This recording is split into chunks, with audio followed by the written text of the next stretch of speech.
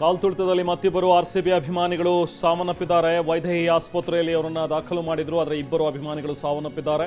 ಕಾಲ್ತುಳಿತದಲ್ಲಿ ಸಾವನ್ನಪ್ಪಿರುವಂತಹ RCB ಅಭಿಮಾನಿಗಳು ಇಬ್ಬರು ಅನ್ನುವಂಥದ್ರ ಬಗ್ಗೆ ಈಗ ಕನ್ಫರ್ಮ್ ಆಗ್ತಾ ಇದೆ.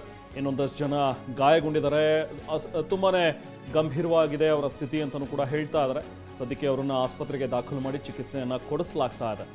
ನೂಕುನುಗ್ಗಲಿನಲ್ಲಿ ಕಾಲ್ತುಳಿತದಲ್ಲಿ ಆಗಿರುವಂತಹ ಒಂದು ದುರ್ಘಟನೆ ಇದು.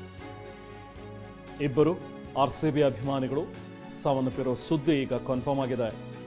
ಪಾಪ ತಮ್ಮ ನೆಚ್ಚಿನ ಆಟಗಾರರನ್ನ ನೋಡಬೇಕು ಅಂತ ಹೇಳಿ ಬಂದಂತಹ ಅಭಿಮಾನಿಗಳು ನೋಡಿ, ದುರಂತ 4 ಜನ ಆದಂತಾಗಿದೆ. ಈಗ ಆಗಲೇ ನಾವು ಮಾತಾಡ್ತಿದ್ದಾಗ ಇಬ್ಬರು ಸಾವನ್ನಪ್ಪಿದ್ರು. ಈಗ ಮತ್ತಿಬ್ಬರು 4 ಜನ ಒಟ್ಟು ಆಸ್ಪತ್ರೆಯಲ್ಲಿ ಅಭಿಮಾನಿಗಳು ಸಾವನ್ನಪ್ಪಿದ್ದಾರೆ.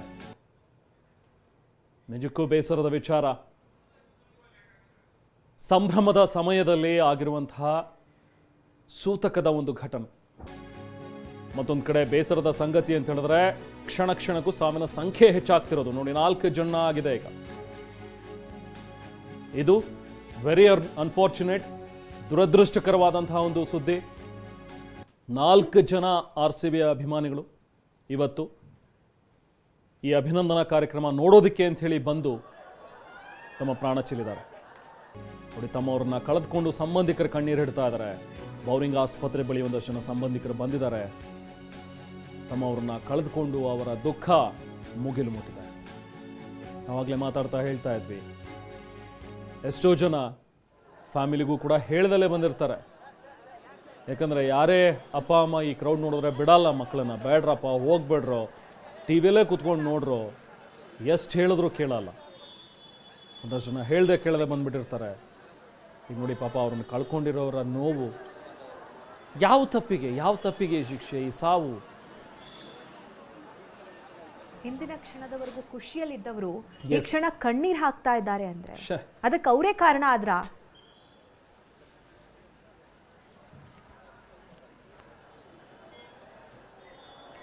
ನೋಡ್ತಾ ಇದ್ದೀವಿ ಸಂಬಂಧಿಕರ ಆಕ್ರಂದನ ಯಾವ ರೀತಿ ಮುಗಿಲು ಮುಟ್ಟಿದೆ. ದಯವಿಟ್ಟು ಸ್ಥಳದಿಂದ ಮನೆಗೆ ಹೋಗಿ. ಆರ್ಸಿಬಿ ಅಭಿಮಾನಿಗಳಿಗೆ ಪೊಲೀಸರು ಮನವಿ ಮಾಡ್ತಾ ಇದ್ದಾರೆ. ಈ ಮೂಲಕ ನಾವು ಕೂಡ ಬೆಳಿಗ್ಗೆಯಿಂದ ಮನವಿ ಮಾಡ್ತಾ ಇರೋದಿದ್ದೇನೆ. ನಿಮ್ಮ ಪ್ರಾಣ ಮುಖ್ಯ.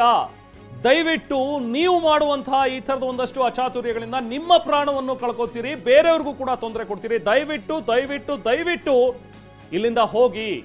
ಯಾರು ಕೂಡ ಈ ಜಾಗಕ್ಕೆ ಮತ್ತಷ್ಟು ಜನ ಬರಬೇಡಿ. ದಯವಿಟ್ಟು ಈ ಸ್ಥಳದಿಂದ ಮನೆಗೆ ಹೋಗಿ ಅಂತ ಪೊಲೀಸರು ಮನವಿ ಮಾಡ್ತಾ ಇದ್ದಾರೆ. ನಾವು ಕೂಡ ಮನವಿ ಮಾಡ್ತಾ ಇದ್ದೀವಿ ನಿಮಗೆ. ದಯವಿಟ್ಟು ಅಭಿಮಾನಿಗಳೇ, ಸ್ವಲ್ಪ ಸಂಯಮದಿಂದ ವರ್ತಿಸಿ. ಇದು ಸಂಭ್ರಮದ ಆಚರಣೆ. ಕಪ್ ಗೆದ್ದಿರುವಂತಹ ಖುಷಿ ಎಲ್ರಿಗೂ ಇದೆ, ನಮ್ಮೆಲ್ರಿಗೂ ಇದೆ. ನಮ್ಮ ನೆಚ್ಚಿನ ತಂಡ ಆರ್ಸಿಬಿ ಕಪ್ ಗೆದ್ದಿದೆ ನಿಜ. ಆ ಸಂಭ್ರಮದಲ್ಲಿರೋಣ ನಾವು. ಆದ್ರೆ ಆ ಸಂಭ್ರಮ ಸೂತಕದ ಛಾಯೆ ಆಗಬಾರ್ದು.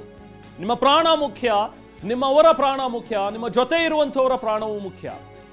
ದಯವಿಟ್ಟು ಚಿನ್ನಸ್ವಾಮಿ ಸ್ಟೇಡಿಯಂ ಬಳಿ ನುಗ್ತಾ ಇರುವಂತಹ ಅಭಿಮಾನಿಗಳಲ್ಲಿ ಮನವಿ, ದಯವಿಟ್ಟು ಅಲ್ಲಿಂದ ಜಾಗ ಖಾಲಿ ಮಾಡಿ. ಹೆಚ್ಚಿನ ಸಂಖ್ಯೆಯಲ್ಲಿ ಯಾರು ಬರಬೇಡಿ ಈ ಜಾಗಕ್ಕೆ. ಆರಾಮವಾಗಿ ಟಿವಿಲಿ ಕೂತು ನೋಡಿ. ಬೆಳಿಗ್ಗೆಯಿಂದಲೂ ಕೂಡ ನಾನ್ ಸ್ಟಾಪ್ ಪ್ರಸಾರ ಮಾಡ್ತಾ ಇದ್ದೀವಿ ಟಿವಿ ನಲ್ಲಿ. ನಿಮ್ಮ ಮುಂದೆ ಏರ್ಪೋರ್ಟ್ನಲ್ಲಿ ಇಳಿದಂತಹ ದೃಶ್ಯಗಳಿಂದ ಹಿಡಿದು ಅವರು ಹೋಟೆಲ್ಗೆ ಬಂದಿದ್ದು, ಅಲ್ಲಿಂದ ವಿಧಾನಸೌಧಕ್ಕೆ ಬಂದಿದ್ದು, ಈಗ ನೆಕ್ಸ್ಟ್ ಚಿನ್ನಸ್ವಾಮಿ ಸ್ಟೇಡಿಯಂ ಬರೋದು, ಎಲ್ಲವನ್ನೂ ಕೂಡ ನಾವು ನಿಮಗೆ ನೇರವಾಗಿ ತೋರಿಸ್ತಾ ಇದ್ದೀವಿ. ಮನೇಲೆ ಕೂತು ನೀವು ಎಂಜಾಯ್ ಮಾಡಬಹುದು. ಹೇಗೆ ಪೊಲೀಸರು ಕೂಡ ಮನವಿ ಮಾಡ್ತಾ ಇದ್ದಾರೆ ಈಗ, ದಯವಿಟ್ಟು ಸ್ಥಳದಿಂದ ಹೋಗಿ. ಯಾರೂ ನೂಕುನುಗ್ಗಲು ಮಾಡಬೇಡಿ, ಸಂಯಮದಿಂದ ವರ್ತಿಸಿ ಅನ್ನುವಂಥ ಒಂದು ಮನವಿ. ಈ ಮೂಲಕ TV9ನ ಕಳಕಳಿ ಕೂಡ ಆದೆ. ನಿಮ್ಮ ಪ್ರಾಣ ಮುಖ್ಯ.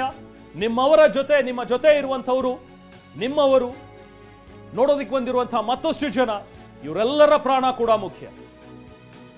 ಆರ್ಸಿಬಿ ಅಭಿಮಾನಿಗಳಿಗೆ TV9 ಮೂಲಕ ಮನವಿ ಮಾಡ್ತಾ ಇದೆ, ದಯವಿಟ್ಟು ಸಂಯಮದಿಂದ ವರ್ತಿಸಿ. ಯಾರೂ ಕೂಡ ನೂಕುನುಗ್ಗಲು ಮಾಡಬೇಡಿ. ನೋಡಿ, ಇದೆಲ್ಲ ನಾವು ಎಕ್ಸ್ಪೆಕ್ಟ್ ಮಾಡಿದ್ದು. ಅಲ್ಲಿ ಆಂಬ್ಯುಲೆನ್ಸ್ಗಳು ಓಡಾಡಬೇಕು, ಒಂದಷ್ಟು ಜನರನ್ನ ಸ್ಟ್ರೆಚರ್ ಅಲ್ಲಿ ಕರ್ಕೊಂಡು ಹೋಗಬೇಕು, ಆಸ್ಪತ್ರೆಗೆ ಸೇರಿಸಬೇಕು ಅಂತೇಳಿ ಯಾರೂ ಎಕ್ಸ್ಪೆಕ್ಟ್ ಮಾಡೋದಿಲ್ಲ.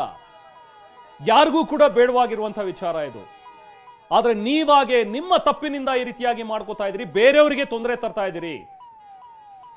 ದಯವಿಟ್ಟು ಎಲ್ಲರೂ ಸಂಯಮದಿಂದ ವರ್ತಿಸಿ. ಈಗ ವಿಧಾನಸೌಧ ಮುಂಭಾಗ ನಡೆದಂತ ಒಂದು ಕಾರ್ಯಕ್ರಮ ಮುಗಿದಿದೆ.